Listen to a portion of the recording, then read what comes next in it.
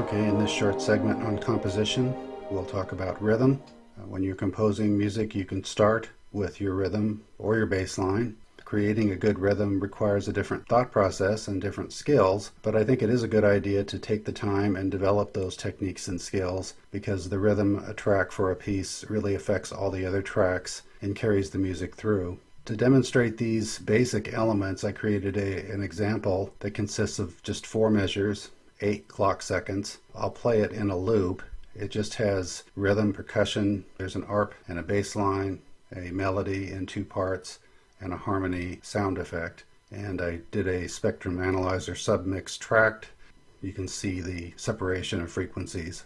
So I'll just play that now, and then I'll incrementally go up from the bottom. So the first bit of this will be the bass rhythm sound, then there's a snare ting, and there's a tom, and I'll go up from there.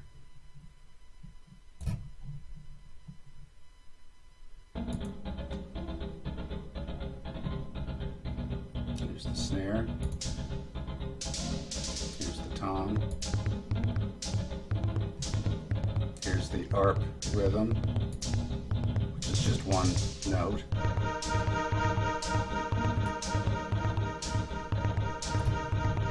Here's the harmony sound.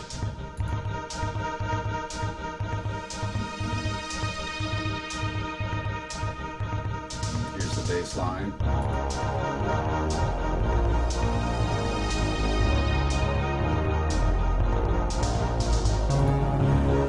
First part of the melody. Second part of the melody.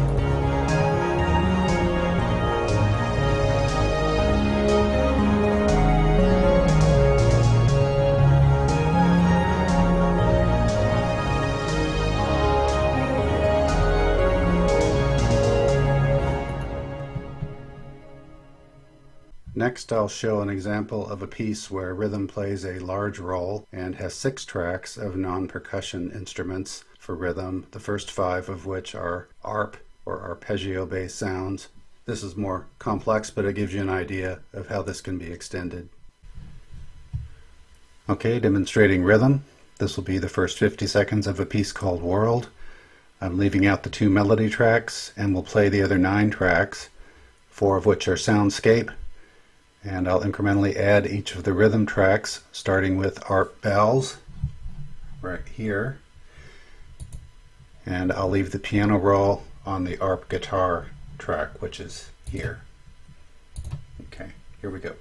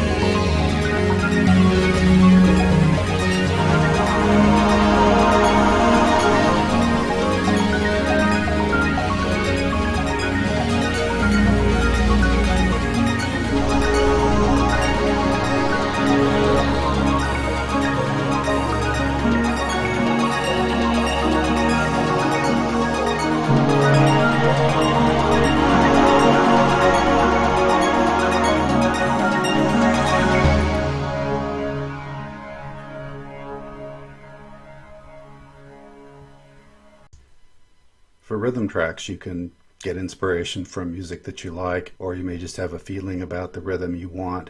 If you listen to music closely that you like, you may find or notice that, especially with percussion, just how complex and fast the rhythm track is. For several of the first pieces of music that I composed, I used audio clips from the Mixcraft library of copyright-free sounds, and here's a couple of the tracks for the song I called New Futures. So here's what's called synth ARP, so it's an ARP sound. And then there's a club dance sound. So you can hear in that percussion sequence there's at least 3 or 4 different quick, tightly integrated sounds that the drummer's doing. You can see the challenge there. I'll just play the first part of this and you can see how it leads in.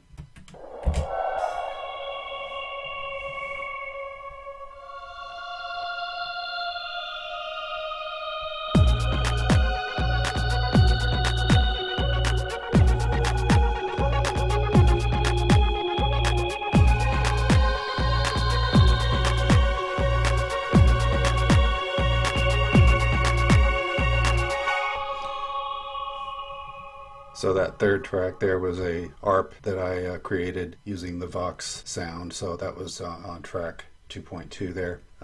If you can create basically 4 good measures of rhythm, you can probably loop that or replicate that throughout your piece, and then modify and highlight where you want it to fit into the overall piece when you have most of the composition basically in place. But like I say, the rhythm track is something that takes a different thought process, but it definitely can pay off in terms of your overall quality of what you're doing and the effect you want. So that's the short story on rhythm.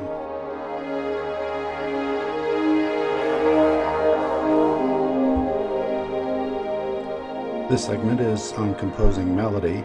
Composition generally and melody in particular may depend on basic music theory, but it's very much a process of imagination and creation. There are no hard and fast rules. In fact, most of the time, while I may intend to start a certain way, I often immediately veer off of the plan, mostly because I tend to draw from my creative side more than I do following a process or a given procedure. I composed a piece called Timeline with this video in mind, so I made an effort to capture separate versions a lot more than I might ordinarily in order to be able to show how the most important changes came to be and evolved from version 0, nothing, through completion. Although here I'll focus mainly on the first 8 of the 16 versions, where the main structure was more or less determined, and then a big part of the finished work at the end I'll show so you can see what it became.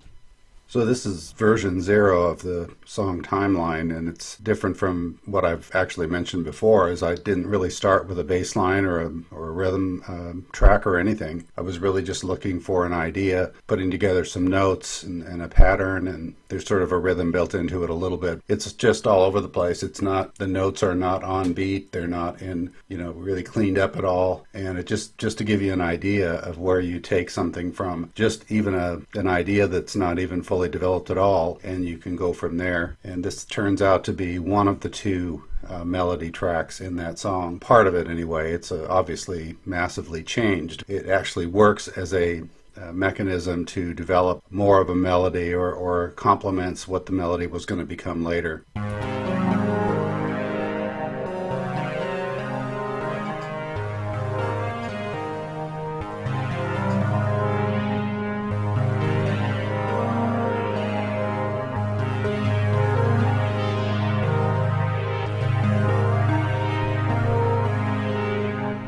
So this was version 1, and it was really just cleaning up version 0. So I made sure the notes started on the beginning of a measure and tried to clean up the timing on everything. So you'll kind of see it's the same thing, but it definitely sounds different.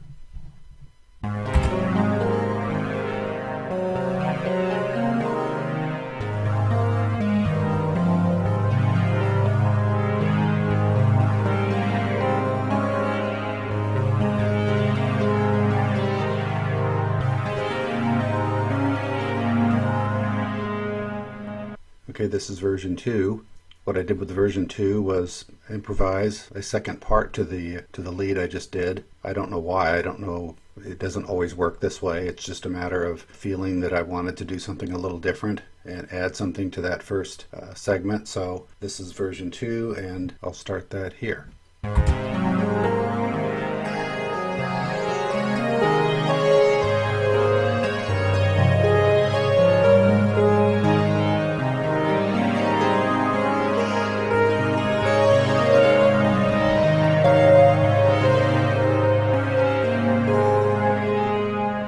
So from that you can see the melody is really in two parts, but I'd say the primary melody was the part that I just added, and the first one was just the progression for that. So I don't know how to define it, I just know that that's what I did, and that was kind of the core of the melody for the rest of the piece, even though there were some big changes that I had and additions that I did to elaborate on that. Okay, for version 3, I tried a couple of bridge segments. The first one didn't really work out, but the second one actually did work for the remainder of the piece. So I'll just start at the beginning with the part that I already talked about, and you'll see the bridge thing that I put in and how that plays later.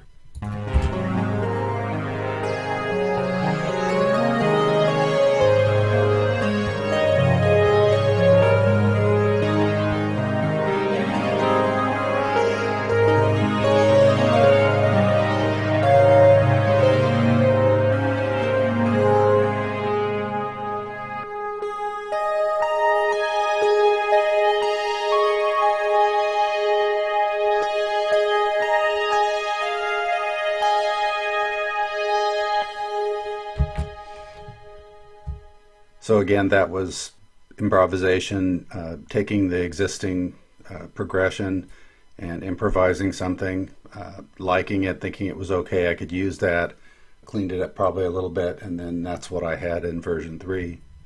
Okay, version 4, I really didn't do much to the melody that I know of, and then I just added percussion. There's actually 4, I think, percussion instruments, snare and tom and a couple of others, but I'm just going to show the tom. It's actually hitting on the same beats as the others, many of the others, so you'll see how it adds, and I think that was part of why I wanted to add percussion or rhythm at that point. I knew I was going to have to add some things now, and that it would be good to have a good rhythm part in there, so you'll hear the same thing, but it'll have the rhythm in there.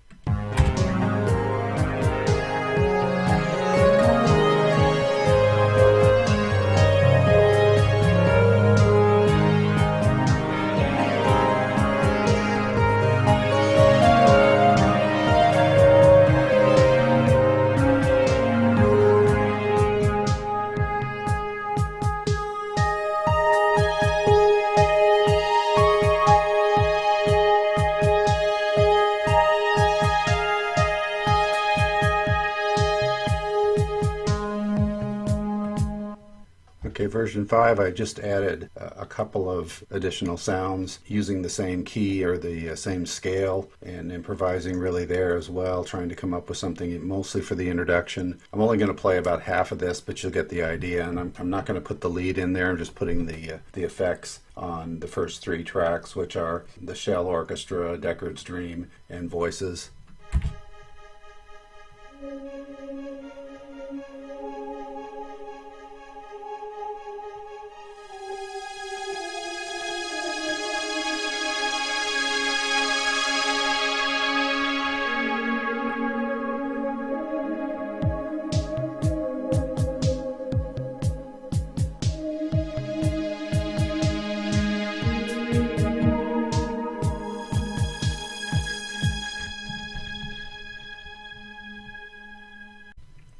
Okay, this was version 6, and it was really just cleaning up.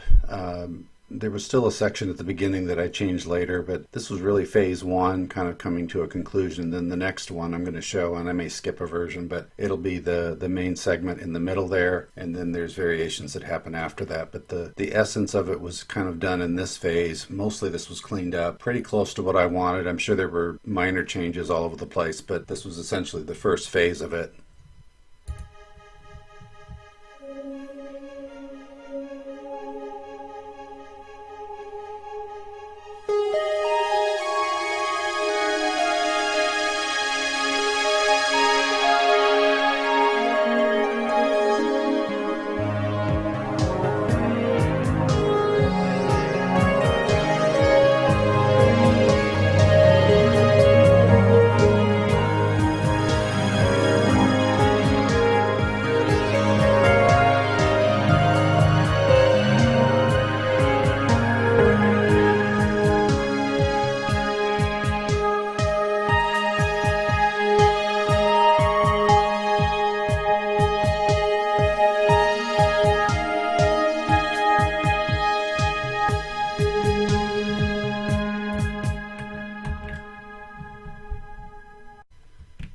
this was version 7. I'm going to pick up at the beginning of the main part of the melody, which will be the same, and then the part that transitions for this improvisation that's in the middle, which is kind of the central resolution to the song, and then it continues on with a repeat of the main melody. But I just wanted to show what the initial version of this sounded like in that new part in the middle there.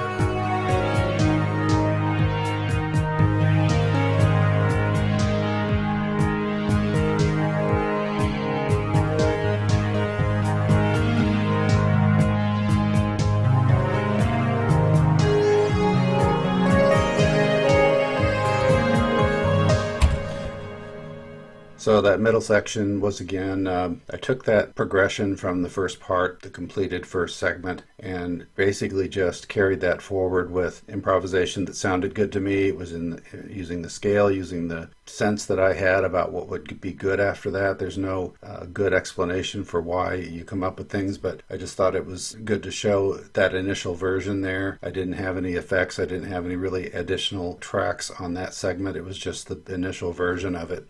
Okay, I'm not going to play much of this. I'm just going to explain what I did after that version 7. If you see my mouse here, this was the new segment I added after that bridge and the melody. And then I took the same melody and copied it over here. I took that same bridge, I copied it over here, and then I put the melody in again at the end. There were a lot of changes that happened after this, and I'm not going to show all of them because it would just take too much time. But I just thought I would show the basic structure of it at this point, and you can kind of see the logic behind it. So I didn't reuse this little bridge here, but I did reuse the melody and that segment, and then made a lot of changes in everything on this part here. Made some modifications and variations. And then, of course, there's sound tracks that I had put in that are not even in it at this point. But I'll go ahead and show the final version up through a certain point anyway, and then you can kind of hear how it eventually evolved into version 16 was the final version. So you can see a lot would happen from 8 to 16. It just, a lot of time would have to be spent to show, all of the details of that. Okay, jumping to the final version, I will show that I did change the introduction part here, so you'll hear that. I merged that lead second segment and the improvisation, and then I added a second track up here, and then there's a lot of things that happened here. I'm going to show the automation so you can see the sound kind of variety up there, up and down. I really can't even show all the tracks very well, but you can see there's quite a few tracks going down. This first group is the frequency check, which is for spectrum analyzer, and then that goes down, and then we have in this version, and then you have the percussion down at the bottom. So I'll just show, and you'll be able to hear the sound difference in the final version here.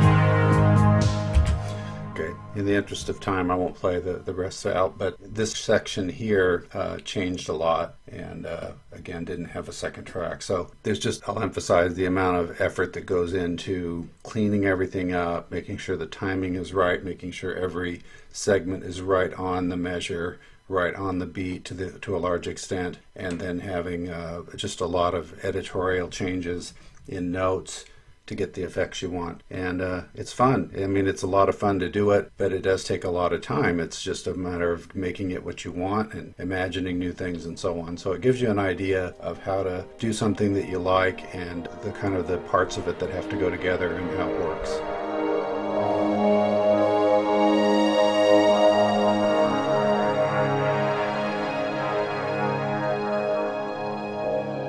Okay, composing the bass line. The bass line, in effect, bridges the gap between the rhythmic parts and the melodic lines or the chord lines that are played by other instruments. Bass lines are generally played in the lower register by any instrument that suits the purpose, while melody and accompaniment is provided in the middle or upper register. Generally, the bass line is an octave and a half below. Just as a point of reference, in most popular music styles, the bass player is expected to be able to improvise a bass line, and they base that on the chord progression of the song. So when I'm composing electronic music, parts of the bass line may come first, and then I'll work on the melody, or it'll come in coordination with the melody, so kind of a little bit of both at the same time. In any case, I usually have some idea what the chord progression might be before I create the bass line. Initially with the bass line, I will use half notes or whole notes, though usually I will break up some of those note durations in keeping with how the composition works out. So it may be helpful at certain points in there to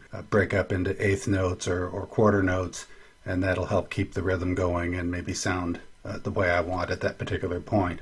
The bass line can provide fill in between phrases of the melody and even can provide short solo sections at times. It can also provide some rhythmic variations that can change the feel of a song as well. So I'll demonstrate this with a piece I called Memory. I created the bass line pretty much based on an idea I had for a melody, and I started with a simple bass guitar sound. I added basic reverb and chorus for that, and then I used half and whole notes. I'll play that, but you'll see the notes are broken up in this final version, but just keep in mind originally those were single notes, usually a quarter note or a half note, and then I broke them up just to have the sound I wanted.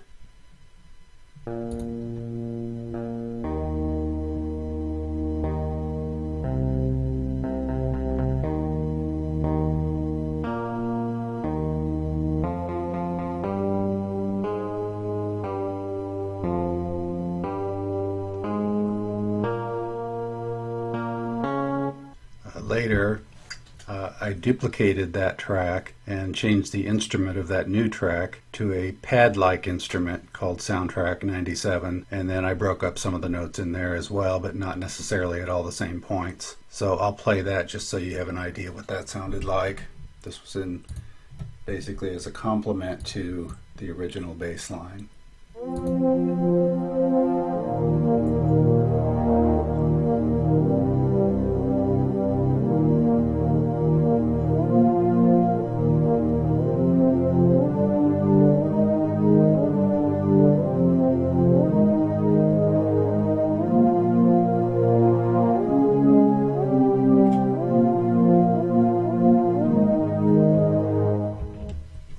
Okay, and now I'll play both of the bass line tracks together, see how they sound, so you can see how they sound together.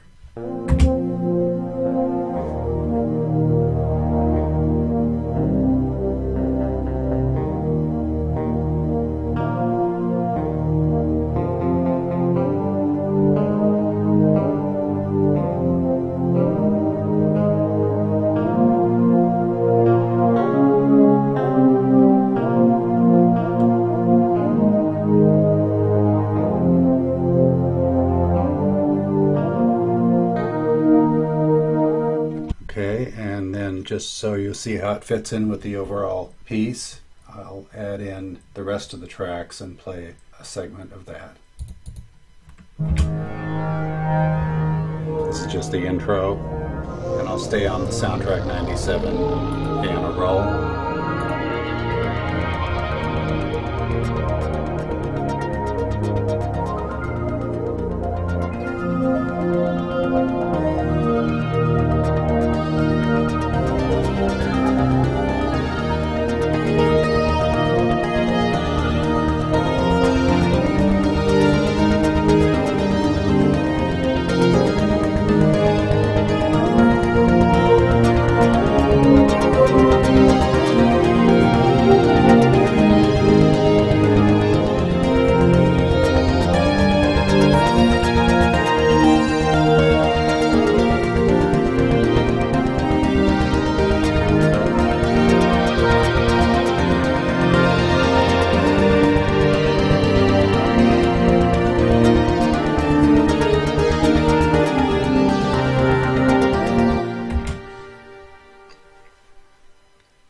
about it for bassline. I don't necessarily have a formal bassline track in every song, but it's certainly something that I think strengthens the song, and I have done that in many cases. And so we'll move on.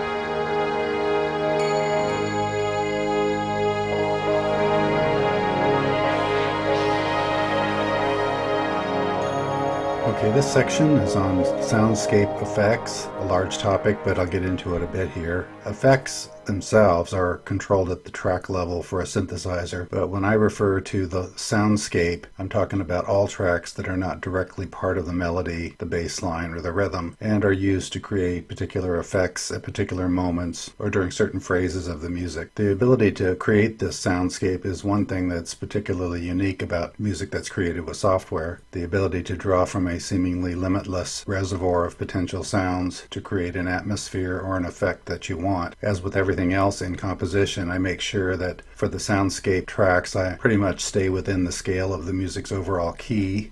Also, I make sure that there is some degree of frequency separation from other tracks that are playing during the particular phrase where I'm adding sound. The key to a good soundscape is to have the right sound or sounds at the right time or times, and at the right levels for the right durations. There really is two kinds of soundscape. One I just refer to as pad, which may be used for perhaps a measure or two or even more. It's an underlying sound that may not be very prominent, but it's there. The second one is used more sparingly and usually for a very limited duration for emphasis or variety or for effect of one kind or another. The purpose of the soundscape is not to take center stage, but to provide emphasis and variety, and that's why I generally don't pay a lot of attention to this aspect of the music I'm creating until at least the main structure of the entire piece is in place. I really want to have the context of what I'm doing before I start adding in too much of the extra sounds.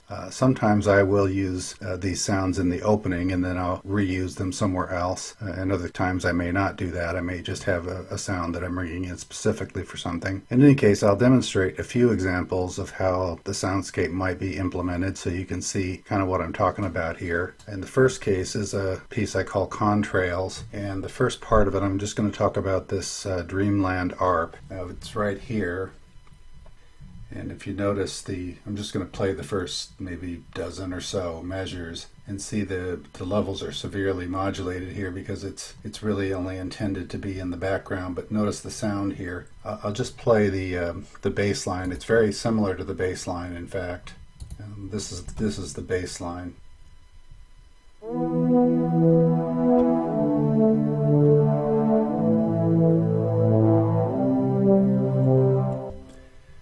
And then the Dreamland ARP is really does a couple of things. One of them is kind of a pad, but the other thing is it's adding rhythm and adding a couple of sounds that you might not expect. I'll just show the basic sound here.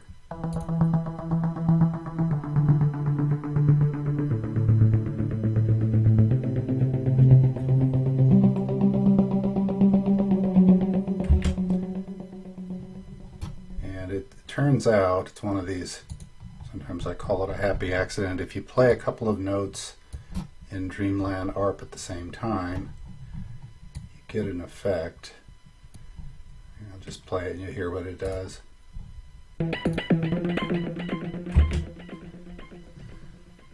So for whatever reason, that particular synthesizer does something strange there, and it actually comes into play in the music itself in a very subtle way and only in a few cases, and you may not even notice it if you weren't paying directly attention. The next one is the Seventh Day synth down here. Just play a little bit of this and you can hear the sound, the basic sound here.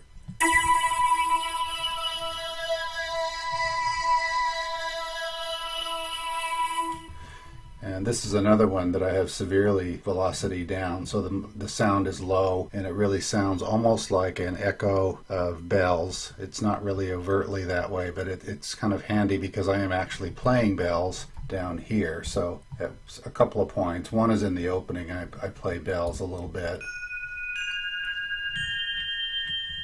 And then there's another couple of several places actually where I play them in all at the same time. And that Seventh Day hints that bell, there's an echo of that bell, which is kind of an interesting effect. So I'll play the whole thing, just the first, like I say, the first maybe half or a dozen measures, and you can listen for those tracks. I'll try to point them out here with my mouse.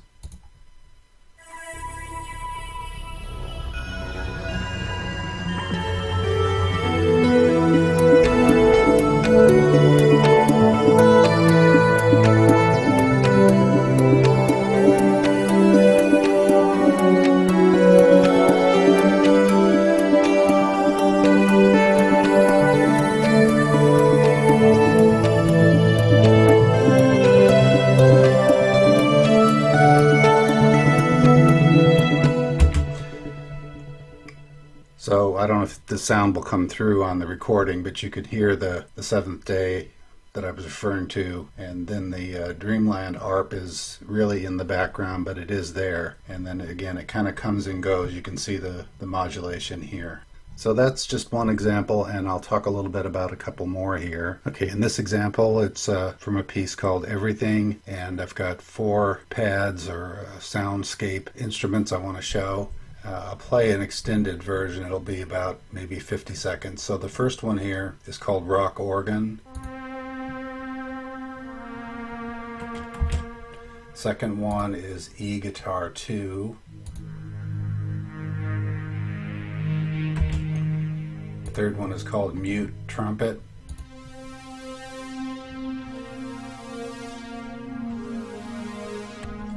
And the third one is called Sweep Pad 3.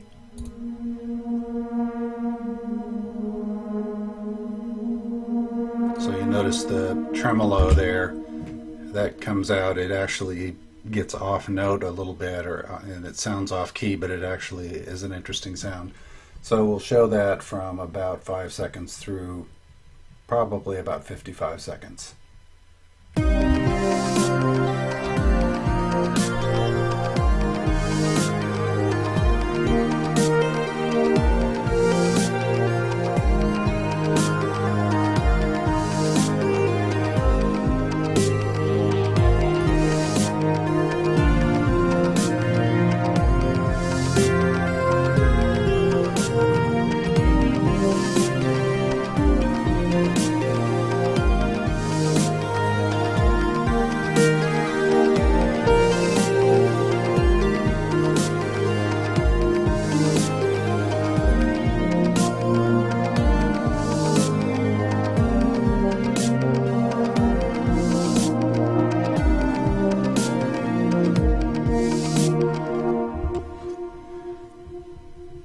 So that's a pretty good example of using a variety of sounds and sort of bringing them in step by step. There's some similarities, but they're all different. And then you heard this Sweep Pad 3, the way it did that little off-key bleed through there, which was fun. Sometimes you get effects that you don't even expect. Okay, we'll move on to a couple more here. Okay, in this one, a brief section from a piece called Create, and just a couple of soundscape tracks here that I want to point out. One is called Zygmoid 1, and you can hear the sound here.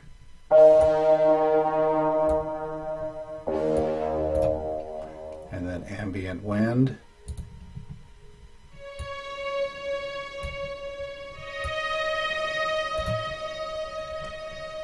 And I'll show what they sound like together here.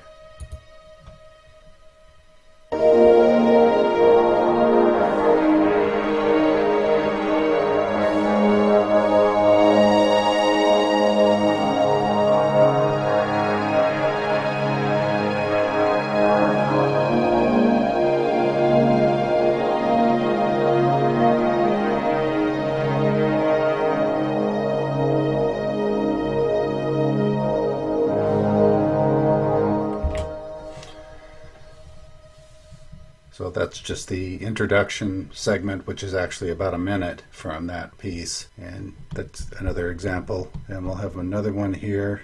Okay, I'll spend a little bit of time here on the last one called One Day at a Time. And I just wanted to show the basic thing here. There's a lot of soundscape here. To the extent there's a rhythm, it's in the Synth 1 vibraphone thing here. You can hear that.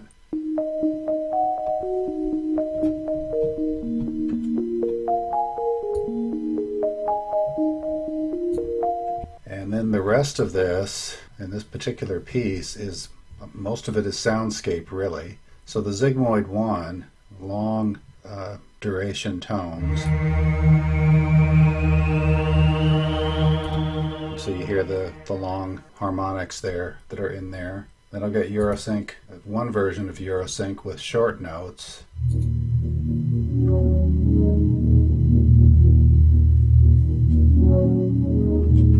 And Eurosync, if you play more longer duration, so it's a different effect. Just using it differently definitely has a different effect.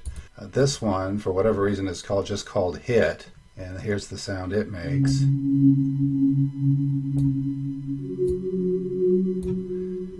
And then here's the other version of Eurosync, which is longer duration notes.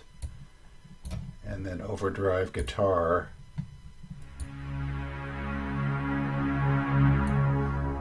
And then Dreaming, Her Eyes. Here it is.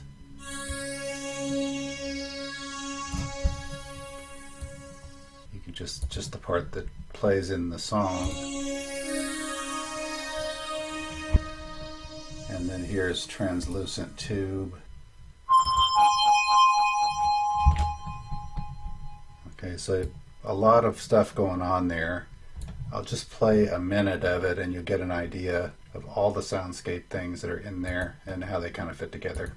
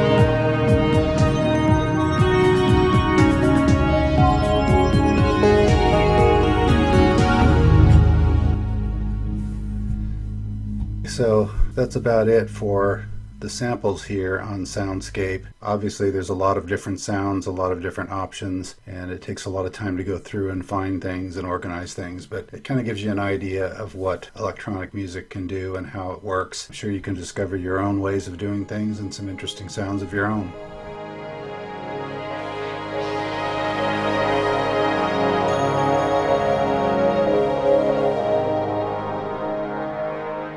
Okay, for this section on mixing, I'll use a building construction project as an analogy to describe the role of mixing. The general contractor needs to know everything about a building project, and so it is that the producer of music needs to know everything about the enterprise of creating music. The general contractor for a building issues subcontracts to the designer, the architect, the electrical system, plumbing, and construction crews. For music, the various elements of composition are the analog to what the building subcontractors do. After the prime subcontractors complete their work, the project goes into the fit and finish phase. And that's things like carpets, furniture, pictures, various other building accoutrements. And so the role of the mixing engineer is similar to the fit and finish phase of the project. He's really responsible for the final piece of the music and the final analysis of what's there. The person doing fit and finish, or the mixer, has to listen to the music first of all and think about what things should be highlighted,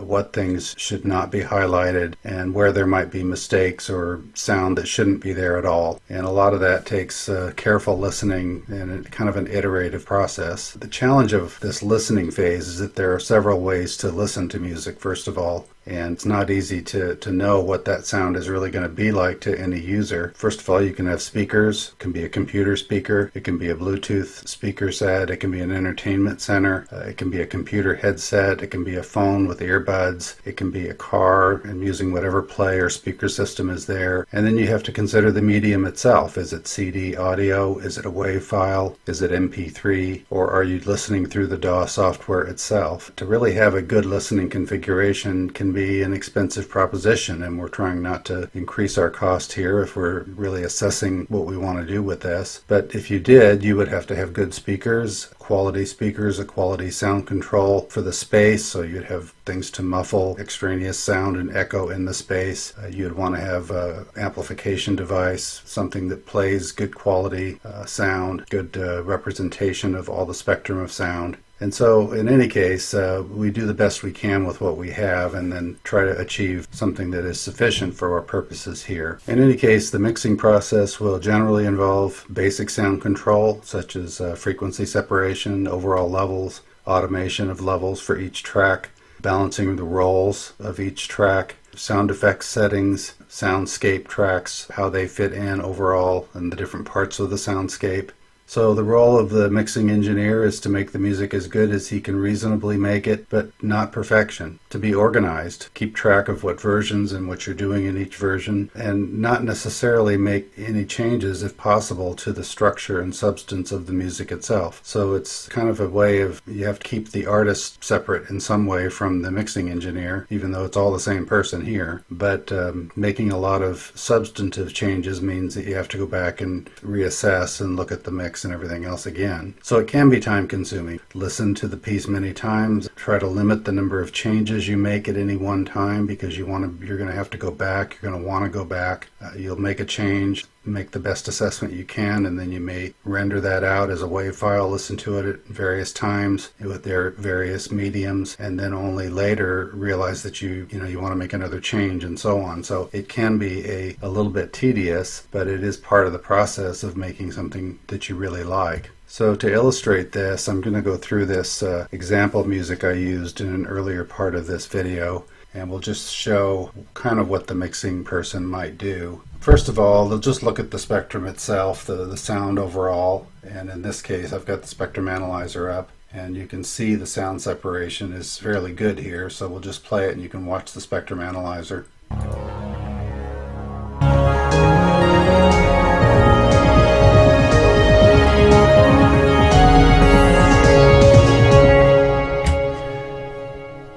So we have good separation there. There's not a whole lot of tracks here, so it's a little bit easier to keep that separation. And so the mixer would be listening to the whole thing and saying, where can I make it better, or where can I highlight something? And we'll just show in this case where you might find something. So I'll start from the beginning and then I'll bring it up.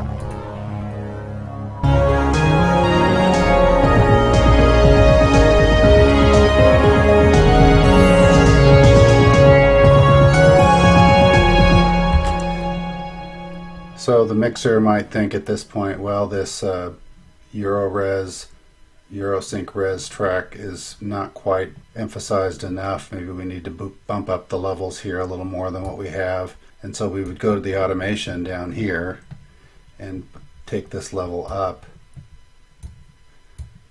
Something like this. So we're kind of going up, and then I may not have that exactly what I want, so I can go in and say edit the exact value, and I can take it down from plus 4.5 and make it maybe just 4.0, for example. And so it's going to be even along here. It's up higher than it was. It'll go up briefly at the end and then back. And we'll see what that sounds like, starting from here.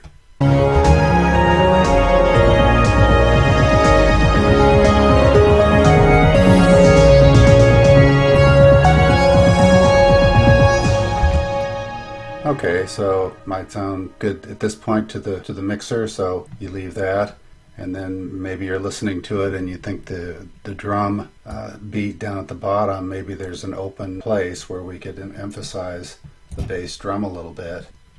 And we'll play it and we'll see where the open space might be, where we can bump the drum sound up just a little bit for emphasis there.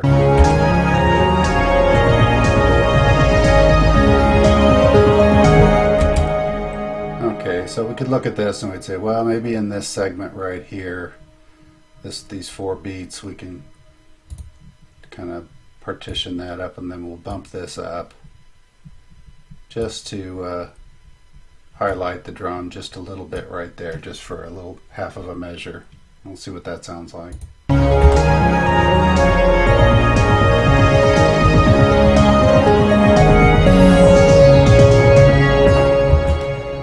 Okay, so I don't know how the sound is replicated on the video, but you can see that that was bumped up a little bit. And in fact, I'm doing that at a couple places here where I'm taking a sort of an interim place where there's a long note, and I'm slightly bumping up the bass drum a little bit just to give a little bit of percussion emphasis, like in this case here. So I'll just show you what that might sound like.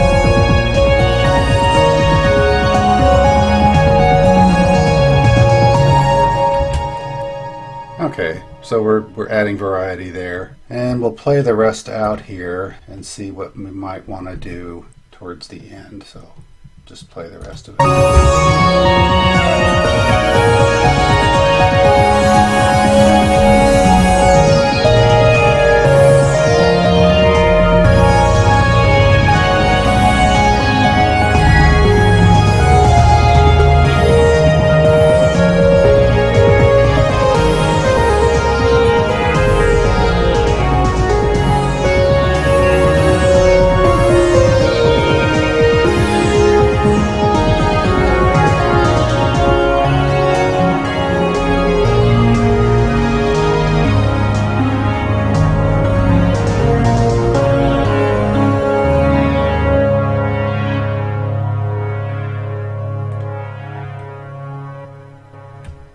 Okay, so we like the end generally, but again we're looking at how long we sustain these notes on the Eurosync res. And if you look down here, we've got our key note down at the end. That's the last note on that track. And we'll just say, well, let's extend that out a little bit, and that'll sort of give us a harmonic end to it. We've got the lead track up here, the melody, basically taking out the song, and then down here we'll extend that note there. And we'll see what it sounds like.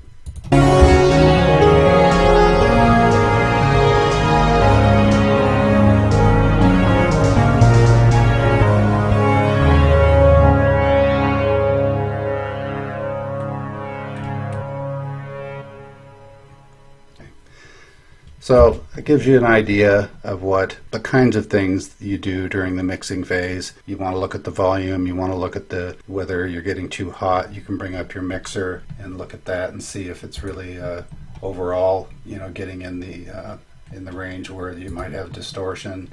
So you can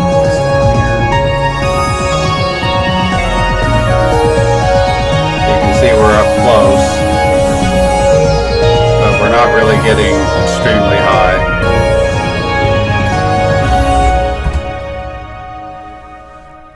And so that's an overall look of the entire piece, and you can see if there's good balance there and if there's areas that you want to make a little adjustment on, and so on. And so that's the mixing process, and again, that will be the last thing you do, and you just have to listen and make a little bit of a change and make some more, listen some more and make a few more changes and so on without overhauling and without going too far. You'll also notice I added in this soundscape track, Eurosync Res, from the first time I showed this to add a little bit of texture, a little bit of interest, a little bit of variety there. And then I did add that bass drum track down here.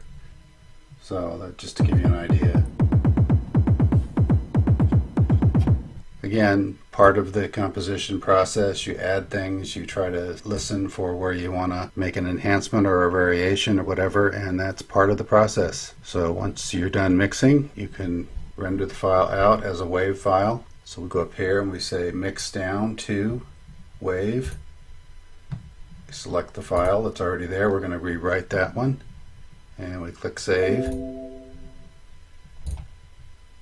then down here you'll see it says creating. It'll take it a few seconds here.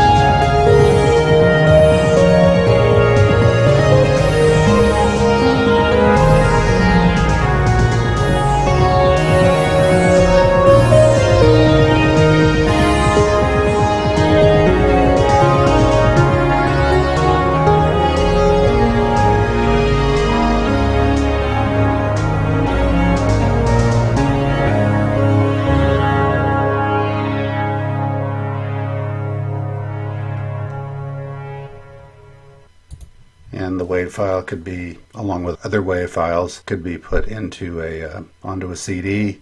Normally I'll burn CDs as CD audio and then play those on any car system or any system that plays CD music, and that's the way you complete the process.